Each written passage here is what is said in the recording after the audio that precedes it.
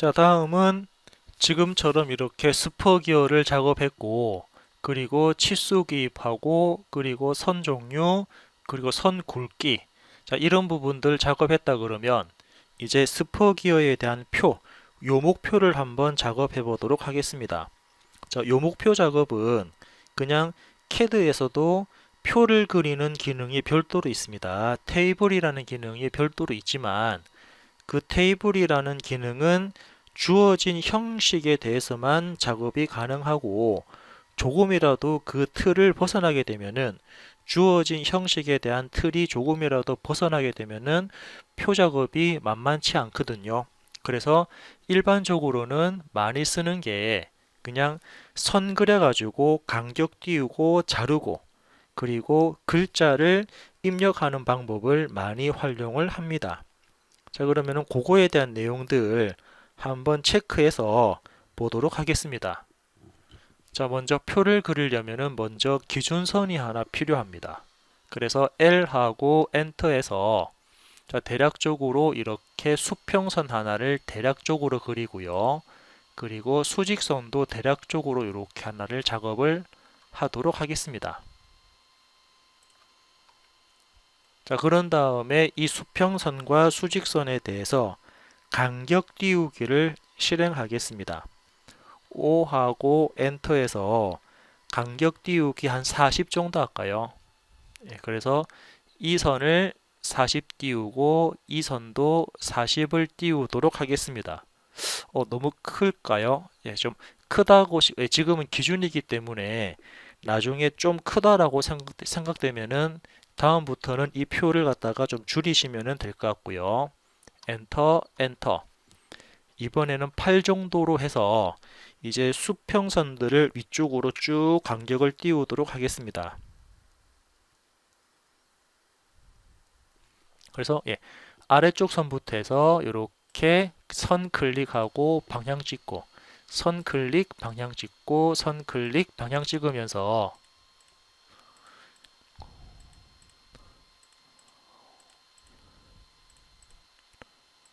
자, 이렇게 해서 간격들을 쭉 띄웠습니다. 자, 그리고 안쪽에 또 간격 띄우기가 있네요. 자, 일단은 여기까지 작업하고 필요 없는 부분들 트림으로 잘라내도록 하겠습니다. TR 엔터 한 번 더 엔터. 그래서 여기쯤부터 클릭, 여기까지 클릭을 해서 일단은 옆쪽에 빠져나와 있는 짜투리 부분들 다 삭제를 했고요. 제거를 했고요. 그리고 또 필요한 부분들에 대해서 이번에는 안쪽입니까? 예. 여기서 이 선이 안쪽으로 또 간격 띄우기가 되네요. 그럼 간격 띄우기 5하고 엔터해서 한 20 정도만 이 선을 이렇게 오른쪽으로 간격을 띄우고 엔터를 눌렀습니다. 자, 필요한 부분들에 대해서는 트림 TR 엔터 한 번 더 엔터해서 필요 없는 부분이 여기쯤인가요? 여기서부터 여기까지 선을 잘라냈고요. 엔터. 이제 이레이즈 E하고 엔터해서 필요 없는 부분을 이렇게 지워주면은 또 트림 또 해야 되네요. TR 엔터 한 번 더 엔터해서 이 선들을 이렇게 잘라주면 대략적인 스퍼기어 요목표에 대한 윤곽을 일단은 생성을 했습니다. 그런 다음에 이제 안쪽에 또 하나 여기도 또 잘라내야 되네요. TR 엔터 한 번 더 엔터해서 이 부분도 동일하게 이렇게 잘랐습니다. 엔터. 자, 이제 어디 빠진 부분이 없는 것 같네요. 이제부터는 이 표를 기준해서 안쪽으로 글자를 입력할 건데 뭐 글자를 입력하는 방법은 되게 다양합니다. 즉 이 칸, 우리 뭐 엑셀에서 말하면은 뭐 쉘이라 그러나요? 이 칸 안에 하나씩 글자를 입력해 나가는 방법이 있고 아니면은 글자를 하나만 적어서 뭐 전체 복사하는 기능이 있는데 저는 하나만 작업해서 복사하는 기능을 한번 실행해 보도록 하겠습니다. 자, 글자 적는 기능 MT 하신 다음에 엔터. 자, 글자가 들어갈 첫 번째 점은 여기 클릭하고요. 두 번째 점도 이 점입니다. 클릭 하면은 클릭한 점과 점 사이에 글자가 입력되는데 여기서는 자리 맞추기를 중간 중심 잡아놓고 일단 글자를 제가 1을 입력하고 닫기 버튼을 누르겠습니다. 그러면은 선택한 그 우리 쉘, 표 안에 글자가 입력되었고요. 이렇게 입력된 글자를 나머지 부분들에도 동일하게 복사를 쭉 하겠습니다. 자, 복사 기능 CO 하신 다음에 엔터. 자, 복사시킬 객체를 선택합니다. 선택 다 했으면은 엔터. 기준점 하나를 클릭하고요. 이 부분을 여기에 복사합니다. 자, 나머지 부분들도 여기 계속적으로 이렇게 복사를 할 수가 있고요. 엔터. 이렇게 개별적으로 복사를 할 수가 있고요. 자, 다시 복사 기능 실행합니다. CO 엔터 하신 다음에 복사시킬 객체를 이렇게 선택했고요. 선택 다 했으면은 엔터. 자, 이번에는 기준점을 중간점 찍어 볼까요? 중간 부분을 기준점 찍어 놓고 어디로 옮길 거냐면은 여기 포인트, 옮길 포인트들을 쭉 이렇게 클릭을 해주면 사용자가 원하는 지점으로 글자를 복사를 했습니다. 자, 다음은 크기가 다른 부분들에 대해서는 다시 한 번 더 MT라는 기능을 실행해서 글자가 들어갈 두 점을 클릭을 하고요. 그런 다음에 아까와 동일하게 중간 중심 잡아주고 여기다가는 바로 글자 입력할까요? 스퍼기어 요목표라는 글자를 바로 입력을 하고 닫기를 누르면 글자가 입력되었습니다. 자, 아래쪽 부분에도 동일하게 바로 글자를 입력해 보겠습니다. 자, MT라는 기능을 실행을 해서 글자가 들어갈 이렇게 영역을 잡아주고요. 자리 맞추기는 중간 중심 한 다음에 그냥 1 닫기 버튼 했습니다. 또 MT라는 기능을 실행을 해서 글자가 들어갈 영역을 잡아주고요.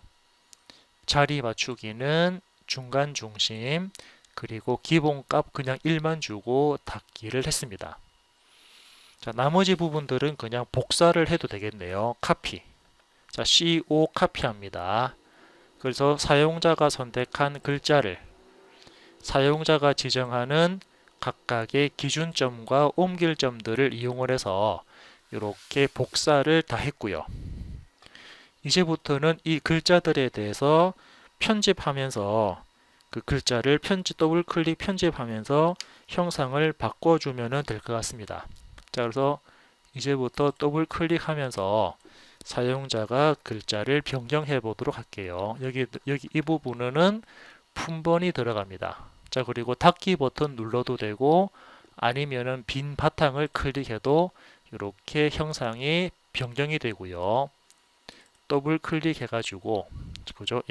글자를 더블 클릭해서 편집할 겁니다. 3 그리고 바깥쪽 클릭하시면은 이렇게 빠져나가죠. 또 더블 클릭해서 글자를 변경합니다. 여기서는 기어치형입니까? 기어치형이라는 글자로 바깥쪽을 클릭해도 되고 닫기 버튼을 누르면 닫기 버튼 눌렀나요? 그리고 또 더블 클릭합니다. 여기서는 표준 똑같죠? 바탕화면 클릭했고요. 이 부분도 이것도 더블 클릭해서 글자를 한 칸 더 띄우도록 하겠습니다. 더블 클릭해 가지고 각각의 글자를 이렇게 변경을 해주시면 될 것 같습니다. 이 부분에는 치형 들어가고요. 자, 치형 같은 경우는 어떻게 되냐면은 보통 2라고 되네요. 요것도 글자를 더블 클릭합니다. 이렇게 기준되는 글자를 하나 입력한 다음에 자, 이 부분은 모듈인데 모듈 값이 얼마로 적용되었냐면은 3이 적용되면서 글자를 그죠 스포기어를 작업했고요. 자, 여기도 더블 클릭하면서 글자를 변경하겠습니다. 여기는 압력각이라는 부분입니다. 자, 압력각을 더블 클릭하는데 압력각은 20도거든요. 그런데 여기다가 한글로 우리는 도라고 적지 않고 어떻게 적습니까? 자, %% D A, B, C, D 할 때 D를 입력하면은 각도와 관련되는 특수 문자를 입력할 수가 있습니다. 자, 추가적으로 계속적으로 더블 클릭하면서 여기는 기어에 대한 있수, 자, 있수를 입력을 합니다. 자, 있수는 총 몇 개였냐면은 있수는 총 21개였나요? 있수는 21였고요. 다음은 또 더블 클릭해서 다음 나오는 게 피치1 지름. 피치1 지름을 입력합니다.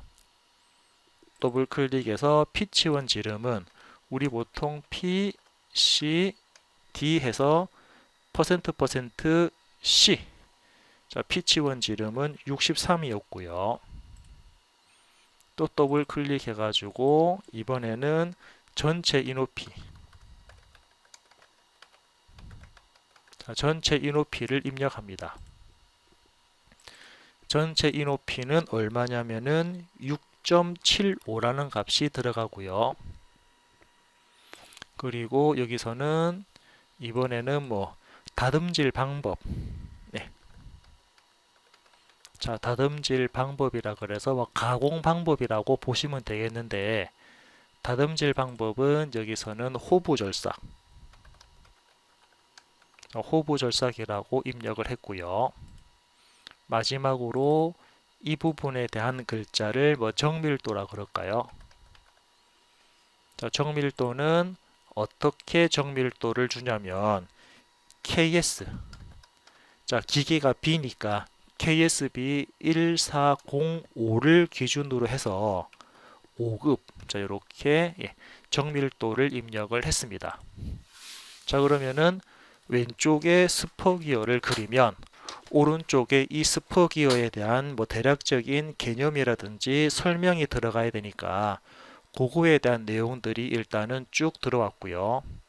자, 그리고 이제 이 글자와 표에 대해서 색상들을 좀 이렇게 분류를 하도록 하겠습니다. 우리 조금 전에 도면층에서 색깔하고 선 종류, 굵기를 적용했다 그러면 그 부분들에 대해서 사용자는 다시 MA, 자, 특성 일치였습니까? MA 특성 일치라는 기능을 활용합니다. 자, 가장 먼저 뭐 이거 그죠?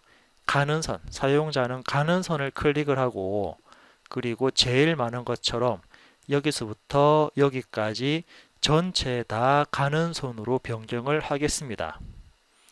그리고 다시 MA라는 기능을 실행을 해서 이번에는 외형선입니까? 기준이 되는 외형선 하나 선택해 놓고 외형선으로 바뀔 거는 이 선들입니다. 이렇게 클릭을 하면서 그죠? 외형선들에 대한 종류를 이렇게 바꿨습니다.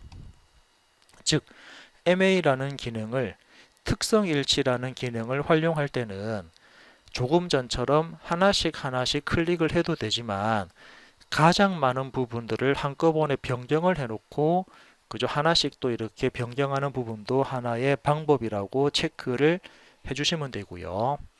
이제 안쪽에 들어가는 글자, 자, 글자에 대한 부분도 우리는 변경해야 되는데 자, 글자와 관련되는 문자와 관련되는 도면층을 생성을 해줘야 됩니다.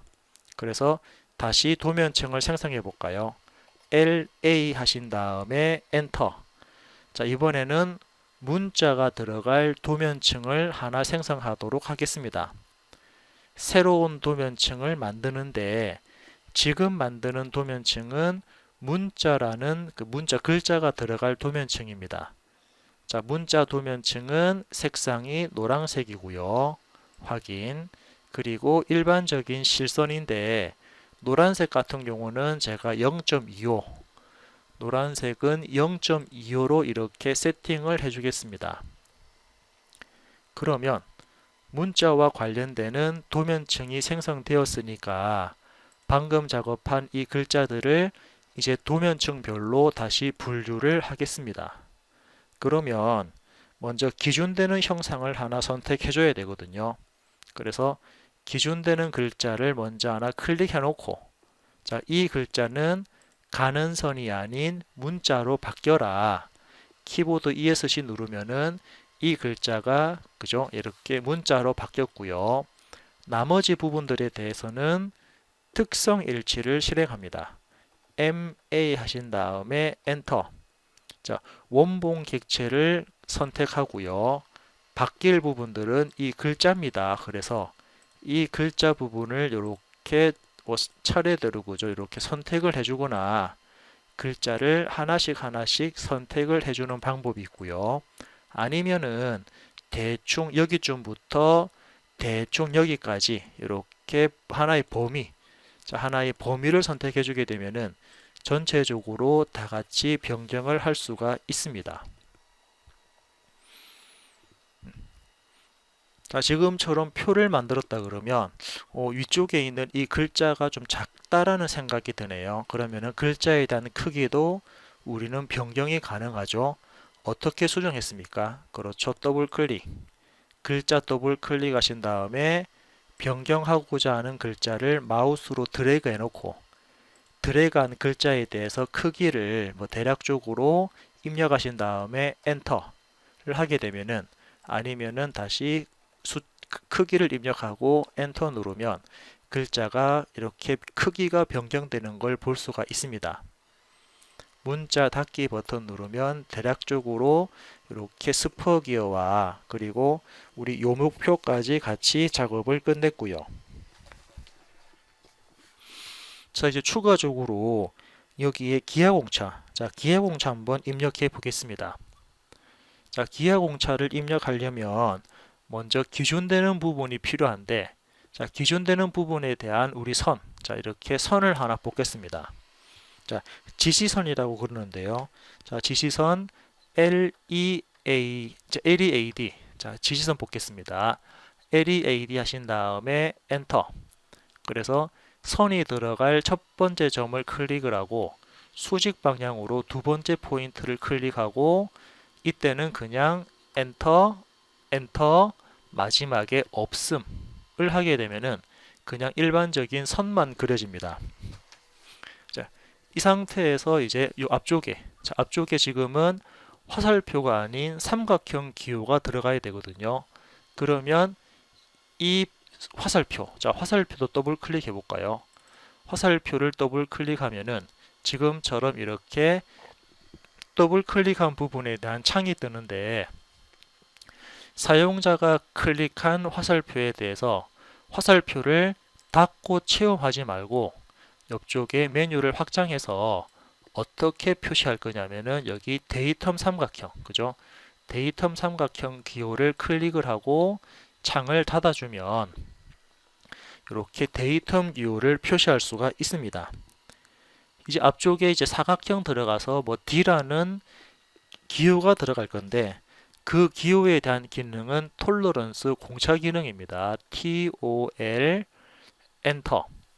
그래서 어떤 공차를 넣을 거냐면 데이텀 부분에 그냥 대문자 D, 자, 대문자 D만 입력하고 확인 버튼 누르면 이렇게 창이 뜨면서 이 창이 들어갈 적당한 위치를 잡아주면은 자, 지금처럼 데이텀 기호를 생성할 수가 있습니다. 자, 이 부분은 제가 그냥 대략적으로 포인트만 입력했습니다. 대략적인 위치만 잡았고요. 다음은 위쪽에, 자, 이제 위쪽에 기하공차가 들어가는데, 자, 기하공차를 표현하려면은 조금 전과 같이 먼저 지시선 하나를 뽑아야 됩니다. 자, 아래쪽에 뽑을까요? 자, 아래쪽 부분에 지시선을 이렇게 생성하겠습니다. LEAD 엔터. 첫 번째 점은 이 점입니다. 클릭. 이렇게 수직으로 먼저 선을 뽑아 놓고요. 수직 방향으로 선을 내려놓고 다시 수평 방향으로 살짝만 꺾어서 또 클릭하겠습니다. 그런 다음에 그죠? 수직 한 선과 수평선을 대충 그린 다음에 그 다음에 엔터 하나, 엔터 둘, 그리고 마지막에 없음을 하게 되면은 그냥 일반적인 선만 작업되고요.